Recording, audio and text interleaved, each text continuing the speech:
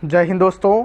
आज हम लोग कक्षा 10वीं का सामाजिक विज्ञान का अध्याय 9 जो कि दो विश्व युद्ध के बीच खंड ब है, इसमें मुख्य इसके बिंदु की बात करें तो वो लिखा हुआ है जर्मनी में नाजीवाद और द्वितीय विश्व युद्ध। इसके बारे में चर्चा करेंगे। ये क्या है, जर्मनी में नाजीवाद क्या है और द्वितीय विश्व युद्ध क्या है, इसके बारे में चर्चा करेंगे। ये आपका क्लास 9 होगा। क्लास 9 में हम लोग जो है द्वितीय विश्व युद्ध के बारे में चर्चा करेंगे जो कि जर्मनी में नाजीवाद और द्वितीय विश्व युद्ध है। इस अध्याय से बात करें, देखिए जर्मनी में नाजीवाद है ना, हमने पढ़ा जर्मनी में नाजीवाद। यहाँ पर लिखा हुआ है जर्मनी में नाजीवाद, यहाँ पर दो विश्व युद्ध के बीच जर्मनी में है ना। इसमें से 4 नंबर के क्वेश्चन आने हैं, जिसमें से टोटल ये तीनों अध्याय को मिला दे, खनिज और औद्योगिकीकरण और सरकारी बजट और कर निर्धारण, तो टोटल 11 नंबर के क्वेश्चन आएंगे तीनों अध्याय में से। लेकिन हमने क्या पढ़ना है अभी, दो विश्व युद्ध के बीच जर्मनी में, इसमें हमने पढ़ना है। और इनमें जो है इससे जो है 3 क्वेश्चन आने हैं, मतलब ये 3 ऑब्जेक्टिव क्वेश्चन है ना। तो तीनों अध्याय से एक ऑब्जेक्टिव क्वेश्चन आएंगे, सीधी सी बात है ना। उसके बाद 2 नंबर के जो है एक नंबर तो हो गया, 2 नंबर के 2 क्वेश्चन आएंगे, प्लस जो है 3 नंबर का कोई क्वेश्चन नहीं आएगा, 4 नंबर के 1 क्वेश्चन आएंगे। तो टोटल जो है कुछ इस प्रकार से 3+3 करके जो है क्वेश्चन इस अध्याय से आने हैं। इसमें जो है इसके हम लोग ऑब्जेक्टिव क्वेश्चन के बारे में चर्चा नहीं करेंगे, डायरेक्ट क्वेश्चन आंसर के बारे में चर्चा करेंगे, जो कि कुछ इस प्रकार से है। जर्मनी में हिटलर ने कौन सी पार्टी बनाई। जो हिटलर था, आपने पढ़ा होगा हिटलर एवं लंदन, जर्मनी का शासक हिटलर है ना। तो ये जो हिटलर था, इसने जो जर्मनी में कौन सी पार्टी बनाई थी। जैसे कि अभी भाजपा है, कांग्रेस है, बीजेपी है, बीएसपी है ना, बहुत सारी पार्टियां हैं, राजनीतिक पार्टी। उस प्रकार जो हिटलर ने कौन सी पार्टी बनाई थी भाई, तो हिटलर ने जो है जर्मनी में जो है नाजीवाद का गठन किया था। नाजीवाद नाम की जो है एक पार्टी, ये जो हिटलर था इसने जो है जर्मनी में बनाया हुआ था, ठीक है ना। अगला क्वेश्चन लिखा हुआ है मुसोलिनी ने इटली में कौन सी पार्टी बनाई। मुसोलिनी नाम के एक व्यक्ति है जो इटली के निवासी हैं, है ना। और इटली के निवासी उन्होंने क्या पार्टी बनाई थी भाई इटली में, है ना। तो देखिए हिटलर ने कौन सी बनाई थी, हिटलर ने बनाई थी नाजीवाद और मुसोलिनी ने बनाई थी आपकी फारसीवाद। ये वर्ड को ध्यान रखिएगा, इस शब्द को, कि जो है मुसोलिनी नाम के जो व्यक्ति थे उन्होंने जो है आपके जो है फारसीवाद नामक जो है पार्टी बनाई थी। इसीलिए तो नाजीवाद और फारसीवाद के बीच में अंतर पढ़ा जाता है। नाजीवाद क्या है, फारसीवाद क्या है, नाजीवाद का जन्मदाता कौन है, फारसीवाद का जन्मदाता कौन है। बहुत सारे क्वेश्चन जो है इस प्रकार से जनरेट हो सकते हैं इससे, है ना। चलिए अगले क्वेश्चन की बात करते हैं। फारसीवाद से क्या अभिप्राय है। देखिए आ गया वही क्वेश्चन जिसकी मैं बात कर रहा था, है ना। फारसीवाद से आप क्या समझते हैं, अभिप्राय है मतलब फारसीवाद से आप क्या समझते हैं, और नाजीवाद से क्या अभिप्राय है बोले मतलब नाजीवाद से आप क्या समझते हैं। जितने क्वेश्चन के बारे में डिस्कस करूँ सारे क्वेश्चन जो है आपके कोई ना कोई एग्जाम में आए हुए क्वेश्चन है और बहुत इंपॉर्टेंट क्वेश्चन है आपके एग्जाम की दृष्टि से, ठीक है ना। यदि आपको अच्छा लगता है वीडियो या फिर वीडियो में कहीं भी दिक्कत आती है कमेंट करके बताइए, पुनः उसको समझाने की कोशिश करेंगे, प्रॉब्लम को सॉल्व करने की कोशिश करेंगे। देखिए क्या होता है, फारसीवाद जो है अंग्रेजी के फॉस्टिस शब्द से बना है। फॉस्टिस नामक एक शब्द है अंग्रेजी का, इससे जो है आपके फारसीवाद बना हुआ है। तो ये फॉस्टिस शब्द का अर्थ क्या होता है इसके बारे में सबसे पहले समझेंगे।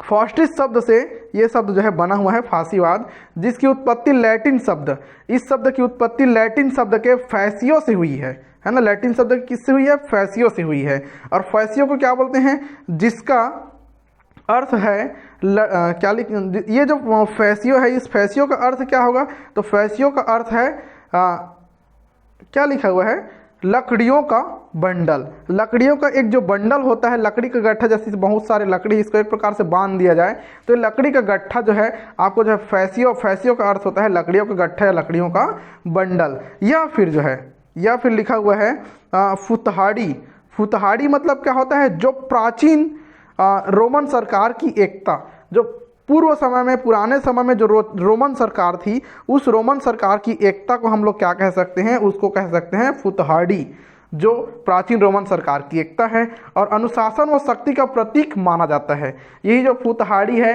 ये जो है पुरानी जो है रोमन सरकार की जो है रोमन सरकार की एकता है, जिसे हम लोग जो है अनुशासन व शक्ति का जो है प्रतीक मान सकते हैं, ठीक है ना, यह माना जाता है। इसी प्रकार फासीवाद ऐसे विचारधारा है जिसके मूल में, इसी प्रकार जो फासीवाद है वो फासीवाद ऐसे विचारधारा है जिसके मूल में भी एकता, अनुशासन व शक्ति की संचय है। जो फासीवाद है, इस फासीवाद के मूल की बात करें, जड़ की बात करें, मुख्य बिंदु की बात करें, तो उस मुख्य बिंदु की जो विचारधारा है वो विचारधारा जो है एकता पर निर्भर है, अनुशासन पर निर्भर है और शक्ति का संचय है।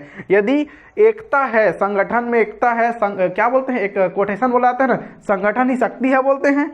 मतलब देखिए, एक लकड़ी को आपको दे दिया जाए इस प्रकार से, एक लड़की लड़की नहीं बोलते, लकड़ी, एक लकड़ी को आपको दे दिया जाए, बोले इसको तोड़ दो, तो आप सट से तोड़ दोगे आसानी से। लेकिन लकड़ी का एक बंडल दिया जाए, 5-7 लकड़ी को मिला दिया जाए, अब बोला जाए आपको कि चलिए इसको तोड़िए, तोड़ लेंगे क्या?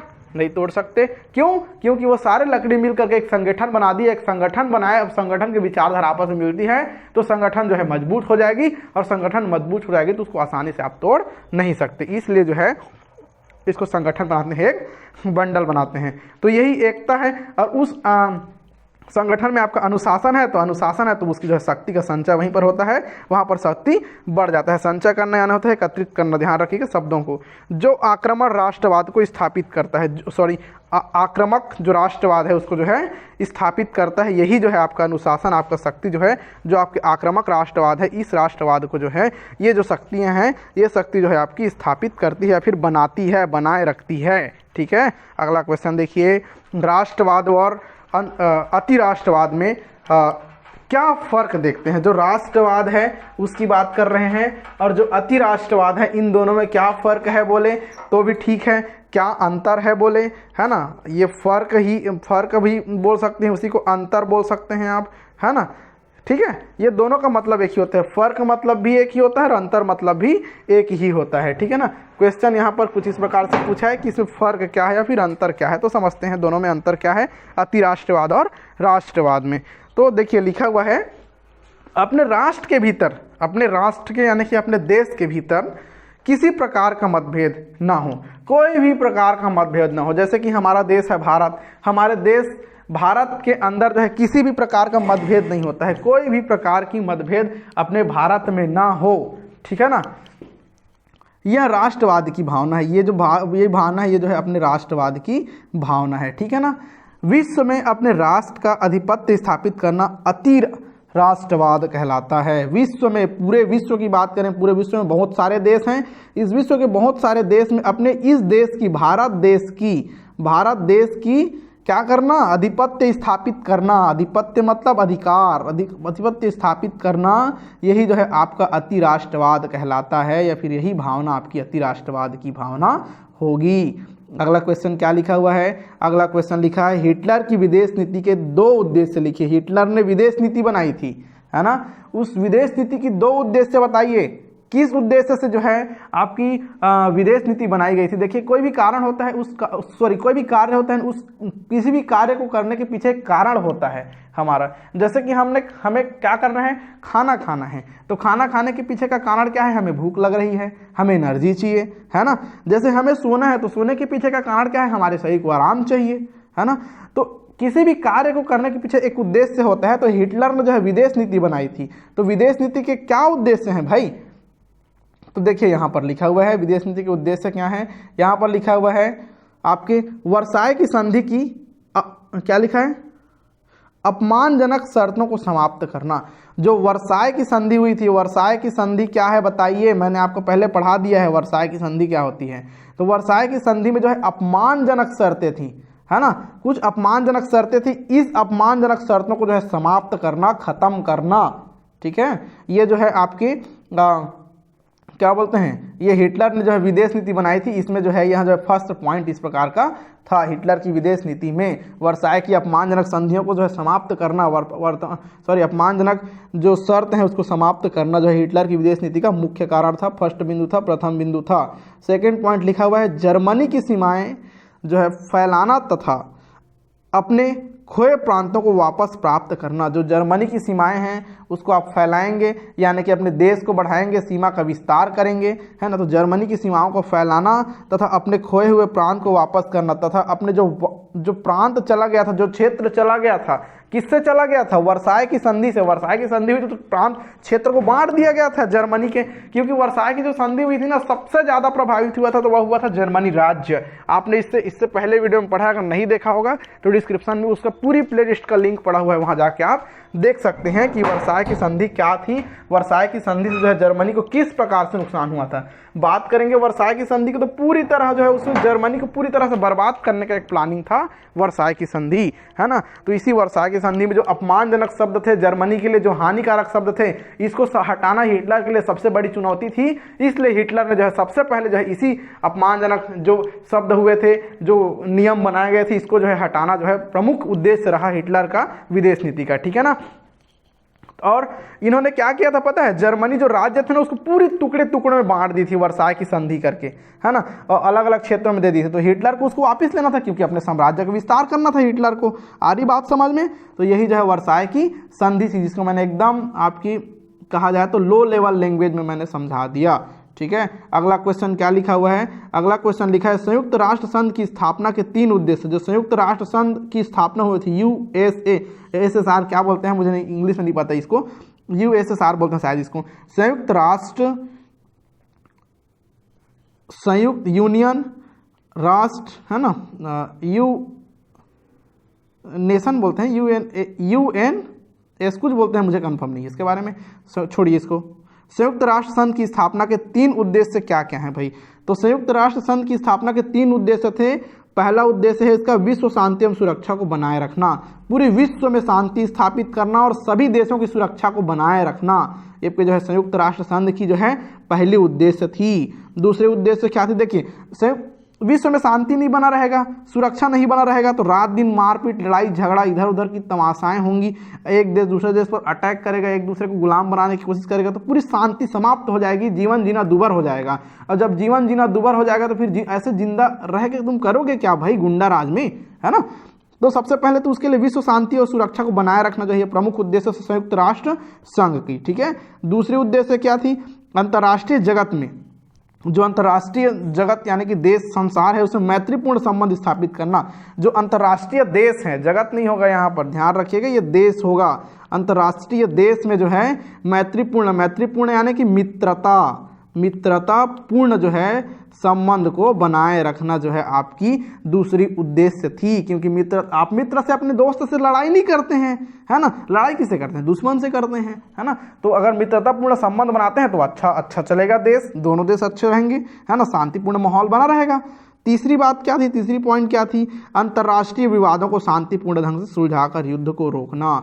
जो अंतर्राष्ट्रीय विवाद था, 2 देशों के बीच में लड़ाई था, उस लड़ाई को आपने जो है शांतिपूर्ण ढंग से, है ना, शांत ढंग से जो है उस लड़ाई को सुलझा करके जो युद्ध था उस युद्ध को रोकना जो है इस जो है अंतर्राष्ट्रीय संयुक्त राष्ट्र संघ की जो है प्रमुख जो है उद्देश्य थी। यार ये बात समझ में? यदि कहीं पर कोई दिक्कत हो रही तो कमेंट करके बताइएगा। यदि वीडियो पसंद आएगा वीडियो को लाइक कर देना, चैनल पर पहली बार आए हो तो चैनल को सब्सक्राइब कर लो और अपने दोस्तों में शेयर कर देना। अगला क्वेश्चन देखिए, जितनी क्वेश्चन के बारे में डिस्कस कर रहा हूँ हल्के में मत लीजिएगा क्वेश्चन को, बहुत ही इंपॉर्टेंट क्वेश्चन है, चाहे तो आप परीक्षा बोर्ड निकाल के देख सकते हैं। सारे क्वेश्चन जो है किसी न किसी सत्र एग्जाम में पूछे गए हैं।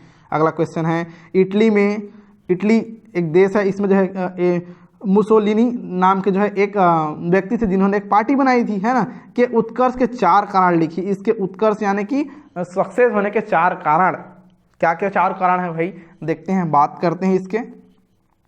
उत्कर्ष यानी क्या होता है? बढ़ना, है ना। तो उत्कर्ष होने के 4 कारण क्या क्या हैं? पॉइंट नंबर 1 है, प्रथम विश्व युद्ध के बाद वर्साय संधि बंटवारे में इटली को कुछ भी नहीं दिया गया, जबकि वह वीर राष्ट्र में था। जब वर्साय की संधि हुई थी तो सबसे ज्यादा अत्याचार हुआ था इटली पर, है ना, पिछले क्लास में मैंने पढ़ाया है इसको, ठीक है। इसके ऊपर सबसे ज्यादा अत्याचार हुआ था। तो प्रथम विश्व युद्ध जब हुआ तब वर्साय की संधि हुई, और वर्साय की संधि हुई तो उसमें बंटवारा किया गया देशों को, तो बंटवारा में इटली को कुछ भी नहीं मिला, ठीक है ना। उत्कर्ष का अर्थ मेरे कंफर्म नहीं आ रही है, उत्कर्ष का अर्थ मेरे को मैं बताऊंगा जैसे आएगा मुझे, ठीक है ना। बंटवारे में इटली को कुछ नहीं दिया गया था, जबकि जो इटली था ना वो विजयी राष्ट्र के पक्ष में था, मतलब जो जीती हुई राष्ट्र थी ना उसके पक्ष में इटली भी था, लेकिन उसको बंटवारे में कुछ नहीं दिया गया, मतलब सीधी सी बात है भेदभाव किया गया, ठीक है ना, जबकि वह जो है विजयी राष्ट्र में था, जबकि जो इटली था वह जो है विजयी राष्ट्र के पक्ष में था, उसके बावजूद जो है वर्साय की संधि में इटली को कुछ नहीं दिया गया, क्योंकि इटली को बर्बाद करना था। ये जो है आपके क्या बोलते हैं इसको, एक मिनट, ये वर्साय की संधि हुई थी वो पूरा इटली को बर्बाद करने के उद्देश्य से ही बनाया गया था। वर्साय की संधि को उसी पॉइंट ऑफ व्यू से बनाया गया था, तो उसको बर्बाद करना था, इसलिए नहीं दिए उसको इटली को कुछ भी। सेकंड पॉइंट था, विश्व युद्ध के बाद इटली को आर्थिक परेशानी के समय मुसोलिनी ने आर्थिक सुधारों का क्या आश्वासन दिया। जब विश्व युद्ध हुआ उसके बाद, जो विश्व युद्ध में क्या होता है भाई, जब युद्ध होता है तो मार काटें होती है, क्षतिग्रस्त होती हैं पूरी देश, तो पूरी क्षति के कारण जो है इटली बर्बाद हो गई थी। उसकी आर्थिक समस्या संकट इतनी हो गई थी कि वहाँ खाने के लिए दाने दाने के लिए लोग तरसते थे, है ना।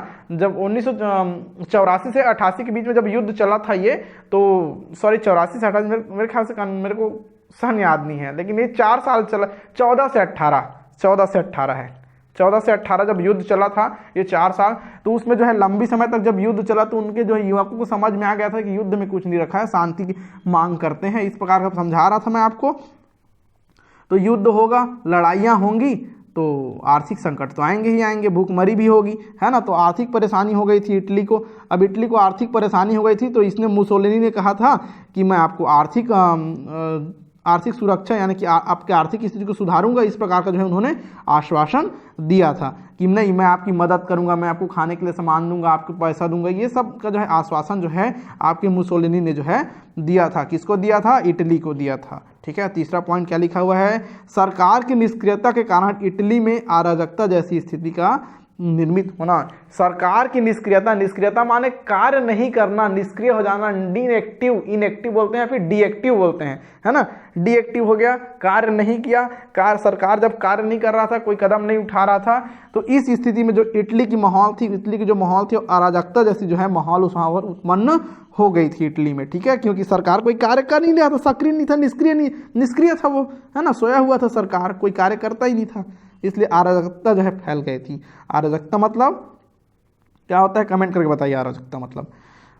अगला पॉइंट है, मुसोलिनी का प्रभावी व्यक्तित्व, तो उसकी घोषणाओं का इटली वासियों पर प्रभाव। जो मुसोलिनी था उसका जो प्रभावी जो व्यक्तित्व था, है ना, उसकी प्रभावी जो व्यक्तित्व थी, उसकी घोषणाओं ने इटली जो वासियों को जो है उस पर जो है बहुत जो है प्रभाव यानी कि खासा छाप छोड़ा था मुसोलिनी का जो व्यक्तित्व था वहाँ, है ना। कोई प्रबल, जैसे कि आपकी कहा जाए विवेकानंद हो गए, है ना, ये सब जो है प्रखर विद्वान व्यक्ति हुई हैं, जैसे कि डॉक्टर बाबा साहब भीमराव अम्बेडकर, है ना। ये इनकी चरित्र को आप पढ़िए, ये इतने प्रखर बुद्धि के व्यक्ति थे, जैसे कि कलाम सर हो गए, है ना, मिसाइल मैन जिसको आज भी याद किया जाता है। ठीक है ना, तो ये प्रखर व्यक्ति के आदमी थे, प्रखर बुद्धि के व्यक्ति थे, धनी थे ये लोग, इतनी ज्ञान इनके अंदर, इतनी बड़ी बड़ी डिग्रियां पढ़ी हुई थी इनके पास, है ना, इतने लंदन कहाँ बड़े बड़े यूनिवर्सिटी से पढ़े हुए थे, है ना। तो भाई ऐसे व्यक्ति को आपके सामने लाया जाएगा तो आप लगेगा ना कि इतने महान व्यक्ति के बीच में हम हैं, इतना अवसर हमें प्राप्त हुआ, तो गहरा छाप छोड़ेगा उसकी चरित्र आपके ऊपर। तो वही जो है आपके मुसोलिनी की जो क्या बोलते हैं जीवन था, उन्होंने जो है जर्मनी के वासियों पर जो है इस प्रकार का छाप छोड़ा हुआ था। यदि आपको वीडियो पसंद आता है तो वीडियो को आप लाइक कर दीजिएगा, चैनल पर पहली बार है चैनल को सब्सक्राइब कर लीजिएगा, अपने दोस्तों में शेयर कर दीजिएगा और बेल आइकन को ऑल पर सेट कर दीजिए ताकि आपको इस प्रकार की वीडियो डलती है तो तत्काल इसका नोटिफिकेशन आप तक चला जाए। ठीक है, चलिए देखते हैं अगला क्वेश्चन क्या है। हिटलर और मुसोलिनी में क्या समानता थी? जो हिटलर था और जो मुसोलिनी था उसमें क्या समानता थी? उन दोनों में समानता की बात कर रहे हैं तो क्या थी भाई, देखते हैं। लिखा हुआ है हिटलर और मुसोलिनी तानाशाह में निम्नलिखित समानता थी। देखिए, हिटलर को तानाशाही के नाम से जाना जाता है। तानाशाही मतलब अपने मन का करना, मनमौजी, है ना। कोई संस्था में होते हैं ना बहुत सारे हिटलर, बोलते हैं ना अपने मन का चलाने लगते हैं तो क्या बोलते हैं, हिटलर गिरी झाड़ा थे। जैसे आपके क्लास में किसी को क्लास कैप्टन बना दो, अब वो अपने अधिकार का उपयोग करेगा, तुम लोग हल्ला कर रहे हो तो डांटेगा, नहीं हल्ला नहीं करना है, तुम्हें ऐसे नहीं बैठना है, ऐसे करना है, वैसे करना। तुम क्या बोलोगे, हिटलर गिरी झाड़ा थे, देखा था, ऐसा बोलते हैं ना। तो वही हिटलर गिरी कहलाती है। हिटलर गिरी यानी कि अपने मन की करना। ठीक है ना, तो ये जो है आप मुसोलिनी और हिटलर इन दोनों के बीच में जो है किस प्रकार की समानता थी? दोनों जो है हिटलर गिरी चलाते थे तो किस प्रकार चलाते थे, क्या समानता रही है इन दोनों के बीच में, ये कहना है। चलिए देखते हैं क्या समानता रही है इन दोनों के बीच में। पहला देखिए क्या लिखा है, दोनों अति राष्ट्रवादी में, अर्थात वे अपने ही देश को जो है सर्वोच्च बनाना चाहते थे। आपके मुसोलिनी और हिटलर दोनों जो है अति राष्ट्रवादी विचारधारा के थे, यानी कि दोनों ही अपने देश को सर्वश्रेष्ठ मानते थे और सर्वश्रेष्ठ बनाना चाहते थे, ठीक है ना। मतलब जिद्द थे, दोनों आंकड़ों थे, कह सकते हो, सीधी सी बात है। दूसरा क्या था, दोनों लोकतंत्र के कट्टर विरोधी थे, दोनों लोकतंत्र के कट्टर विरोधी थे, मतलब राजतंत्र चाहते थे। कौन सा तंत्र चाहते थे लोग? राजतंत्र, है ना, राजतंत्र चाहते थे, लोकतंत्र के कट्टर विरोधी। लोकतंत्र क्या होता है? जनता का जनता के लिए, जनता द्वारा शासन को हम लोग लोकतंत्र कहते हैं, है ना। तो लोकतंत्र के लोग विरोधी थे, लोग राजतंत्र के प्रिय थे, है ना। नहीं, हम ही लोग शासन करेंगे, हम ही शासन चलाएंगे, ये वाली विचारधारा के लोग थे ये जो है आपके हिटलर और मुसोलिनी, ठीक है। तीसरा पॉइंट लिखा हुआ है, दोनों देश में तानाशाही शासन व्यवस्था चाहते थे। दोनों आपके मुसोलिनी और हिटलर दोनों ही जो है देश में जो है अपने अपने देश में क्या चाहते थे? तानाशाही शासन चाहते थे। तानाशाही शासन मतलब अपने मन का करना, ठीक है ना। तो दोनों ही तानाशाही शासन व्यवस्था चाहते थे, वे देश में बलपूर्वक शासन करना चाहते थे, अपने मन का, जिसको चाहा उसको मार दिया, जिसको चाहा उसको पीट दिया, जिसको चाहा उसको जेल में बंद कर दिया, जिससे जो चीज़ चाहा उसको छीन करके ले लिया, मनमानी करना, मनमौजी करना, यही आपका तानाशाही कहलाता है। जैसा चाहे वैसा कर सकना, ये तानाशाही कहलाता है, ठीक है ना। तो दोनों ही जो है इस व्यवस्था पर आधारित थे, आपके मुसोलिनी और हिटलर दोनों ही जो है तानाशाही थे, ठीक है ना। दोनों को यही अच्छा लगता था, तानाशाही करना, ठीक है। अगला पॉइंट देखिए, दोनों जो है पारंपरिक, पारिवारिक और सामाजिक मूल्यों में विश्वास रखते थे। दोनों क्या किसमें रखते थे? पारंपरिक, यानी कि परंपरागत, यानी पीढ़ी दर पीढ़ी जो है रूढ़िवादी विचारधारा चलती आ रही थी उस पर विश्वास करते थे, है ना। पारिवारिक, यानी कि अपने परिवार को महत्व देते थे कि मेरा परिवार ही सर्वश्रेष्ठ है। सामाजिक मूल्यों पर जो है विश्वास रखते थे, समाज की जो स्थिति थी, समाज में जो नियम कानून थे उस पर जो है इन दोनों जो है आपस में विश्वास रखते थे, आपके हिटलर और मुसोलिनी, ठीक है। अगला पॉइंट है, दोनों के आतंक से जनता भयभीत थी। मुसोलिनी और हिटलर दोनों के नाम से जनता कांपती थी, पेंट गीली हो जाती थी। दोनों जो है यहूदियों के विरोधी थे। यहूदी जो थे ना, यहूदी के दोनों विरोधी थे। कौन कौन? आपके हिटलर और मुसोलिनी, ठीक है। ये दोनों जो है यहूदियों के विरोधी थे, यानी कि यहूदियों का जो है ये दोनों विरोध करते थे, ठीक है। अगला क्वेश्चन है, देखिए क्वेश्चन नंबर 9, हिटलर जर्मन राज्य का विस्तार क्यों चाहता था? हिटलर, भाई कोई भी देश अपने राज्य का विस्तार क्यों चाहेगा? क्योंकि शक्ति बढ़ेगा, क्षेत्र बढ़ेगा तो शक्ति बढ़ेगा, सीधी सी बात है। और शक्ति क्षेत्र बढ़ेगा तो रेवेन्यू ज़्यादा जनरेट होगी। भाई आपके पास ज़्यादा जमीन होगा तो ज़्यादा उत्पादन होगी, ज़्यादा पैसा आएगा, सीधी सी बात है। किसी के पास 1 एकड़ जमीन है और किसी के पास 10 एकड़ जमीन है तो वो चाहेगा 10 एकड़ को 20 एकड़ करना चाहेगा, 1 एकड़ है उसको 2 एकड़ करना चाहेगा और बढ़ाना चाहेगा। क्यों? क्योंकि ज़्यादा जमीन होगी तो ज़्यादा पैसा मिलेगा, और ज़्यादा पैसा मिलेगा तो ज़्यादा इनकम होगी, और ज़्यादा इनकम होगी तो ज़िंदगी अच्छे से लग्जरियस जी सके, है ना। अथवा जर्मनी युद्ध में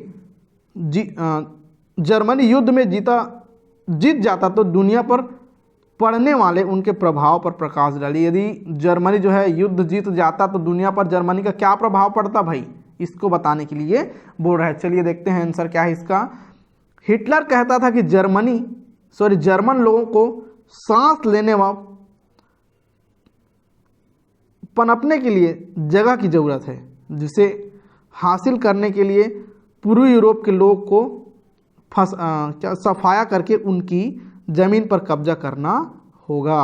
हिटलर क्या कहता था? हिटलर कहता था कि जो जर्मनी के व्यक्ति हैं, जर्मनी के लोग हैं, जर्मनी की जो जनता है, उनको सांस लेने के लिए, ठीक है, सांस लेने के लिए व उनको पनपने के लिए मतलब फलने फूलने के लिए, उनके परिवार की वृद्धि करने के लिए जगह की जरूरत है, स्थान की जरूरत है। अब उनके पास है नहीं स्थान, तो जगह की जरूरत है, जिसे हासिल करने के लिए पूर्वी यूरोप, जिस जगह को हासिल करने के लिए, उस जगह को प्राप्त करने के लिए जो पूर्व, यानी कि पूर्व में जो यूरोप है, जिसे पूर्वीय यूरोप बोलते हैं, के लोगों को सफाया करके, के लोगों को मार करके, सफाया करना यानी मारना, मार करके उनकी ज़मीन पर कब्जा करना होगा, उनकी ज़मीन पर कब्जा करना होगा अपने, ताकि जो जर्मनी के लोग हैं वहाँ पर जो है रह करके जो है अपना फल फूल सके, पनप सकें, है ना। आ रही बात समझ में? कब्जा करना होगा। उनका कहना था कि गैर जर्मन लोग, जो हिटलर था, उनका कहना था कि जो गैर जर्मन लोग हैं, यानी कि जो जर्मनी से नहीं है, कहीं और से हैं, वो लोग जो है कमरत मनुष्य हैं। क्या है वो? कमरत मनुष्य हैं जो गुलाम बनने के लिए ही लायक हैं, जो केवल गुलाम बनने के लिए पैदा हुए हैं। कमरत हैं यानी कि मजदूर हैं, गुलामी की ज़िंदगी जीने के लिए ही जो है वो मनुष्य जो है पैदा हुआ है, ऐसा सोच रखता था हिटलर। यानी कि गुलाम बनने के लायक है ऐसा सोचता था जो जर्मन के निवासी नहीं हैं उनको। ठीक है, इसी सिद्धांत के आधार पर वह अंततः पूरे विश्व पर कब्जा करना चाहता था। इसी सिद्धांत को लेकर कि केवल जर्मनी के लोग ही श्रेष्ठ हैं, बाकी सब जो है भेड़ बकरी हैं, कुछ नहीं आता इनको, ये केवल गुलाम बनने के लिए ही लायक है, गुलाम बनने के ही काबिल है। इस प्रकार की सोच रखता था हिटलर, और इस प्रकार की सोच रखकर ही जो है वह पूरे विश्व पर, पूरी दुनिया पर जो है अपना जो है कब्जा करना चाहता था। क्योंकि जो हिटलर था वो तो आपका लोकतंत्र का कट्टर विरोधी था, राजतंत्र चाहता था हिटलर, है ना। तो हिटलर ने जर्मन लोगों को आश्वासन दिया कि जब वे दूसरे देशों पर कब्जा करेगा तो उन देशों की संपदा का दोहन कर पाएगा। जब हिटलर है जर्मनी के लोगों को ये बोलता था कि मैं दूसरे देश पर यदि कब्जा करूंगा तो दूसरे देशों की जो संसाधन है, प्राकृतिक संसाधन है, मानव संसाधन है, वो हमारी हो जाएगी, फिर हम उसका दोहन करेंगे, उसका उपयोग करेंगे, उससे हमारे देश की रेवेन्यू बढ़ेगी और हमें फायदा होगा। ये समझाता था हिटलर अपने ही देश की जनताओं को। ठीक है, तो बोलता था, मतलब युद्ध के लिए तैयार करता था, उनको भड़काता था कि हमें युद्ध करना चाहिए, दूसरे देशों को हराना चाहिए, ताकि जो है हमें रेवेन्यू जनरेट हो पाए, हम अपनी लाइफ स्टाइल को अच्छे से बदल सकें। ये जो है हिटलर जो है अपने राज्य के लोगों को इस प्रकार भड़काता था। ठीक है ना,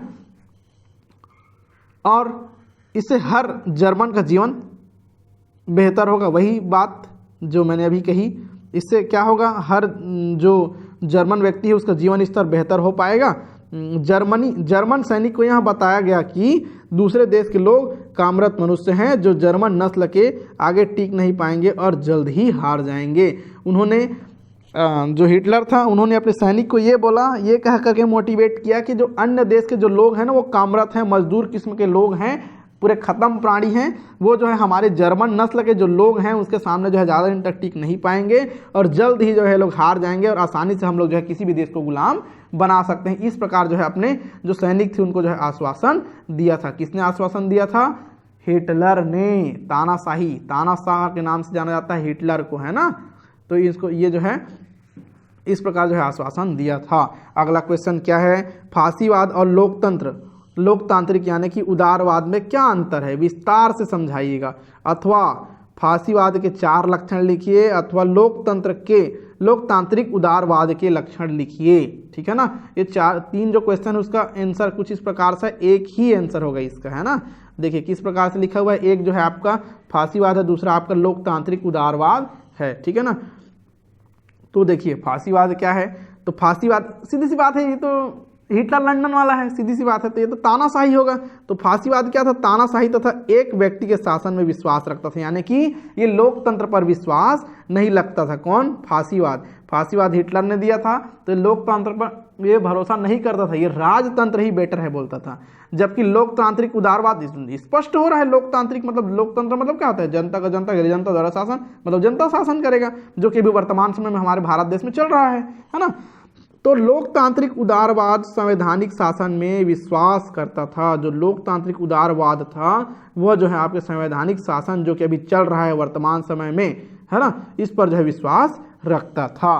फांसीवाद की बात करें तो इसमें चुनाव का कोई महत्व नहीं था, शासन का सर्वोच्च एक व्यक्ति का होता था, वही सब निर्णय लेता था। जो आपके फांसीवादी विचारधारा थी इसमें चुनाव का कोई महत्व नहीं, क्योंकि राजतंत्र था तो राजा का बेटा ही राजा बनेगा, तो चुनाव की तो जरूरत ही नहीं इसमें, है ना। तो चुनाव का इसमें कोई महत्व नहीं था। ठीक है ना, जबकि लोकतंत्र में अभी क्या होता है, अभी चुनाव चलता है ना लोकतंत्र में, तो लोकतांत्रिक जो है उदारवाद चुनाव के माध्यम से सरकार का गठन करते थे। जो लोकतांत्रिक जो विचारधारा के लोग थे वो चुनाव करते थे और चुनाव करके जो है अपने प्रधानमंत्री मंत्री को जो है चुनते थे, जैसे कि वर्तमान समय में अभी चल रहा है। अभी हमारे देश के PM prime minister Shri Narendra Damodar Modi ji हैं, है ना। तो ये जो है आपके जो है लोकतंत्र है वर्तमान समय में। ठीक है, आपके फांसीवाद क्या कहता है? फांसीवादी तानाशाह निरंकुश थे, वे किसी के प्रति जो है जवाबदेह नहीं थे। जो फांसीवादी जो तानाशाही थी, जो लोकतंत्र थी, वो क्या था? निरंकुश थे, वे किसी के प्रति जवाबदेह नहीं थे, किसी को जवाब नहीं देते थे, कोई मतलब नहीं उसको, किसी को जान समेत मार दिया उसको जवाब देना उचित नहीं समझते थे कि इसको मारा क्यों गया, बस मार दिए खत्म, कोई पूछने वाला नहीं था, कोई जवाब पूछने वाले तो होते थे लेकिन जवाब नहीं दिया जाता था, उनको मार दिया जाता था, ठीक है ना, कि तानाशाही था वहां पर। जबकि लोकतांत्रिक उदारवादियों के अनुसार सरकार जनता के प्रति उत्तरदायी होती थी। जबकि लोकतंत्र शासन, वर्तमान समय भी लोकतंत्र शासन है, तो सरकार ने सरकार क्या है, जनता के प्रति उत्तरदायी है। यदि आप किसी भी चीज से संतुष्ट हैं तो वहां असंतुष्ट हैं तो वहां पर आरटीआई लगाइए आप, है ना, कि ये कार्य आप क्यों कर रहे हैं, इससे क्या फायदा है, आप जनता को जवाब दिए, तो जनता को जवाब मिल जाता है आरटीआई के थ्रू, है ना। आ रही बात समझ में। उसके बाद है आपका अगला पॉइंट लिखा हुआ है, फारसीवाद में शासकों का बनाए हुए कानून ही जो है चलता था। जो फारसीवाद था उसमें जो है जो शासक था, जो राजा था, जो कानून बना देता था वही चलता था, चाहे वो सही हो चाहे गलत हो। लेकिन लोकतंत्र में तो ऐसा नहीं होता है ना। लोकतांत्रिक उदारवाद में सारा काम काज कानून के अनुरूप होता है, यानी कि जो लोकतांत्रिक जो उदारवादी विचारधारा, इसमें सारे काम काज जो है वो जो है आपके कानून के अनुरूप होता है। यदि वो कानून गलत है, किसी व्यक्ति या किसी समाज को नुकसान पहुंचा रहा है, तत्काल उस कानून पर रोक लगाया जाता है। फिर ऐसा कानून बनता ही नहीं है, क्योंकि कानून एक्सपर्ट लोग बनाते हैं, है ना, ठीक है। जबकि इसकी राजतंत्र की बात करें, नाजीवाद की, फारसीवाद की बात करें तो नाजीवाद फारसीवाद एक ही था, ठीक है ना। तो नागरिक अधिकारों का कोई महत्व नहीं, राज्य सर्वोच्च है और नागरिक राज्य के लिए है। इसमें क्या बोला जाता था, जो नागरिक है ना, नागरिकों का अधिकारों का कोई महत्व नहीं था, उनके कोई अधिकार है तो उसका कोई महत्व नहीं था। मतलब तुम जियो तो ठीक, मरो तो ठीक, कोई मतलब नहीं, ये तुम्हें अधिकार दिया जाता है नहीं दिया जाता, अधिकार से मतलब ही नहीं था उनको, ठीक है ना। वो क्या कहता था कि राज्य सर्वोच्च है, हमारा जो राज्य छत्तीसगढ़ है, छत्तीसगढ़ सर्वोच्च राज्य है अपने लिए, और तुम राज्य के लिए बने हो, मतलब राज्य के लिए तुम मर जाओ कट जाओ, ठीक है ना, लेकिन राज्य को मत छोड़ो, राज्य के प्रति तुम एक शब्द नहीं बोल सकते, तुम्हें फांसी चढ़ा देंगे, ऐसा बोलते थे, ठीक है। राजतंत्र से क्योंकि, है ना, मतलब राजतंत्र में यदि आप राज्य के विरुद्ध जाते हैं, मतलब राजा के विरुद्ध जाते हैं, राजा के विरुद्ध जाएंगे तो सोच सकते हो क्या हो सकता है तुम्हारी, है ना, तत्काल फांसी तुरंत बिना बताए, ठीक है। अगला ये आपका जो लोकतंत्र था वो क्या था, नागरिक अधिकारों को संवैधानिक रूप से सुरक्षा प्राप्त होता था। जो नागरिक अधिकार था उसको संवैधानिक रूप से जो है आपको सुरक्षा प्राप्त है। जैसे अभी है ना वाक एवं व्यक्ति की स्वतंत्रता, सुरक्षा की स्वतंत्रता है। आप जो है आपके ऊपर कोई कुछ केस करता है तो आप पुलिस स्टेशन केस करता है, मतलब कोई गाली गलौज कर दिया, मारपीट कर दिया, तो आपको जो न्याय मिलेगा ना, संवैधानिक न्याय मिलेगा। आप जाइए थाना में रिपोर्ट लिखवाइए विपक्ष के विरुद्ध जिन्होंने आपके ऊपर मारपीट किया, मतलब संवैधानिक सुरक्षा आपको जो है प्रदान की जाएगी पुलिस के द्वारा, ठीक है। ये जो है आपके लोकतंत्र में, इस लोकतंत्र को आप रात दिन जी रहे हैं, है ना। उसके बाद राजतंत्र तो आपने जिया नहीं है। राजतंत्र क्या होता था, इसमें जो है आपको राजतंत्र में आपको स्वतंत्रता का अधिकार नहीं था, ठीक है। एक व्यक्ति और एक दल के शासन में विश्वास, ये क्या कहते थे, केवल एक व्यक्ति ही शासन करेगा और केवल एक दल का व्यक्ति ही शासन करेगा। यदि क्षत्रिय शासन चला रहा तो केवल क्षत्रिय ही शासन चलाएगा, क्षुद्र नहीं चलाएगा, ब्राह्मण नहीं चलाएगा, वैश्य नहीं चलाएगा, ये बोला जाता था। ये जो है आपके राजतंत्र में, ठीक है ना। ये बहुदलीय व्यवस्था पर समर्थन करते थे, जैसे कि अभी है बहुदलीय व्यवस्था, है ना। भाजपा अलग है, अलग दल है, कांग्रेस अलग दल है, क्या बोलते हैं आपके एनसीपी, क्या नेशनल कांग्रेस पार्टी, क्या क्या है आपके ये क्या बोलते हैं आम आदमी पार्टी, ये सब अलग अलग दल हैं, है ना। तो इसका समर्थन करता है लोकतंत्र, ठीक है। लोकतंत्र का विरोधी था, है ना। ये जो आपके फारसीवादी विचारधारा था, ये लोकतंत्र जो विचारधारा था उसका विरोध करता था, नई चीजें बोलता था। जबकि ये जो है आपके लोकतंत्र है तो लोकतंत्र का समर्थक था। आ रही बात समझ में। अब देखिए अगला क्वेश्चन है, एक और अंतर दिया हुआ है, राष्ट्रवाद और अतिराष्ट्रवाद में क्या अंतर है। ये तो एकदम इजी था। अतिराष्ट्रवाद के बारे में मैंने चर्चा कर दिया है, फिर भी करते हैं एक बार, क्या होता है राष्ट्रवाद और अतिराष्ट्रवाद, ठीक है। देखते हैं। राष्ट्रवाद एक सामान्य भावना है, एक देश के लोग जो निश्चित भौगोलिक सीमा में रहते हैं तथा उनकी भाषा, संस्कृति आदि समान होती है और वे एकता के सूत्र में बंधे होते हैं, इसको राष्ट्रवाद कहते हैं, ठीक है ना। राष्ट्रवाद का सिंपल उद्देश्य है कि एक देश है, एक देश में जो है बहुत सारे संस्कृति सभ्यता के लोग रहते हैं, बहुत सारे अलग अलग भौगोलिक सीमाओं में लोग रहते हैं। जैसे भारत देश है, भारत में बहुत सारे राज्य हैं। जैसे छत्तीसगढ़ की बात करें तो छत्तीसगढ़ में हम लोग छत्तीसगढ़ी बोली बोलते हैं। इसकी अलग अलग जो है परंपराएं हैं, अलग अलग तीज त्योहार हैं, है ना, अलग अलग संस्कृति है इसकी, हमारे छत्तीसगढ़ राज्य की, है ना। तो इस सब का जो है सम्मान करते थे। जैसे हम मराठी, गुजराती सब लोगों का सम्मान करते हैं, सिंधी सभी का सम्मान करते हैं, है ना। और सभी जो है आपस में एकता की भावना रखते हुए भाईचारा की भावना रखते हुए जो है हम लोग एक दूसरे का समर्थन करते थे, ठीक है ना। जबकि अति राष्ट्रवाद क्या करता था, अति राष्ट्रवाद राष्ट्रवाद का उग्र रूप था। ये जो राष्ट्रवाद है ना, इस राष्ट्रवाद का उग्र रूप था अति राष्ट्रवाद। ये क्या कहता था, जिसमें एक देश के लोग अपने ही देश के सर्वोच्च बनना चाहते थे तथा दूसरे देशों में अपने विस्तार करना चाहते थे। अति राष्ट्रवाद में जो राष्ट्र था, ये राष्ट्रवाद का उग्र रूप था, जिसमें एक देश, कोई भी एक देश जो है कि लोग अपने ही देश को सर्वोच्च मानते थे। जैसे भारत के लोग हैं तो भारत को सर्वोच्च मानेंगे, हमारा भारत सर्वोच्च है, बाकी सब चौपट हैं इधर के, है ना। ये अपने देश को सर्वोच्च मानते थे और सर्वोच्च बनाना चाहते भी थे। और दूसरे जो देश है, दूसरे देश पर अपना विस्तार चाहते थे। जैसे हम मान लीजिए पाकिस्तान बोलेंगे, पाकिस्तान को मार दो, पाकिस्तान से युद्ध करो और पाकिस्तान से युद्ध करने के पश्चात जो है उस राज्य को हड़प लो और हड़प करके जो है अपने अंडर ले लो, यानी कि गुलाम बना दो और वहाँ पर जो है भारत के लोगों को भेजो, शासन व्यवस्था चलाओ वहाँ पर, है ना। उस देश को गुलाम बना दो, अपने मिला दो, सीधी सी बात, क्या गुलाम बनाना, है ना। इस प्रकार की विचारधारा रखता है आपका अति राष्ट्रवाद, ठीक है। दूसरा है राष्ट्रवाद अपने देश के विकास पर जोर देता है। जो राष्ट्रवाद है अपने देश के विकास पर जोर देता है तथा अन्य राष्ट्रों की भावनाओं और सीमाओं को सम्मान करता है। जो राष्ट्रवाद है अपने जो देश है उसके विकास पर जोर देता है। जैसे कि अभी वर्तमान समय में भारत है अपने राष्ट्र के विकास की ओर जो है बहुत जोर से ध्यान दे रहा है, बहुत जोर दे रहा है। और साथ ही साथ जो अन्य राष्ट्र हैं, दूसरे राष्ट्र, उसकी भावनाओं और उसकी सीमाओं का जो है सम्मान करता है। जैसे पाकिस्तान का सम्मान करता है, हालांकि सीज़फायर तोड़ता रहता है पाकिस्तान, वो गोंदली बम लेके आया तो उसकी बात छोड़िए, पिड्डी सा क्या करेगा वो, कुत्ते जैसे शक्ल का देश, है ना। तो इसको सम्मान करता है हमारा भारत देश, तो कैसा भी है फिर भी उसका सम्मान करता है हमारा भारत देश, ठीक है ना। उसी प्रकार अति राष्ट्रवाद विश्व में अपने ही राष्ट्र की आधिपत्य स्थापित करना चाहता है। जो अति राष्ट्रवाद है ना, ये क्या करना चाहता है, विश्व में अपने ही राष्ट्र की आधिपत्य स्थापित करना चाहता है। पूरे विश्व में केवल मेरा ही चले। मान लीजिए भारत की बात करें तो भारत अति राष्ट्रवाद की भावना पर है, तो वहाँ बोलेगा कि पूरे विश्व पर मेरा ही बोलबाला हो, यानी कि पूरे देश जो है, पूरे विश्व के बहुत सारे देश जो है मेरे ही अंडर कंट्रोल में हो। ऐसा जो है अति राष्ट्रवाद की विचारधारा थी, जिसके लिए सैन्यवाद और युद्ध उन्माद पर जोर देते थे। जिसके लिए जो है सैन्यवाद पर, यानी कि सैनिक को बढ़ाना और युद्ध को जो है मजबूत करना, उन्मत्त करने पर जो है जोर देता है आपका जो है अति राष्ट्रवाद, ठीक है। तीसरा पॉइंट है राष्ट्रवाद से दूसरे देश एवं लोकतंत्र राजनीतिक दलों एवं संगठनों का विकास होता है।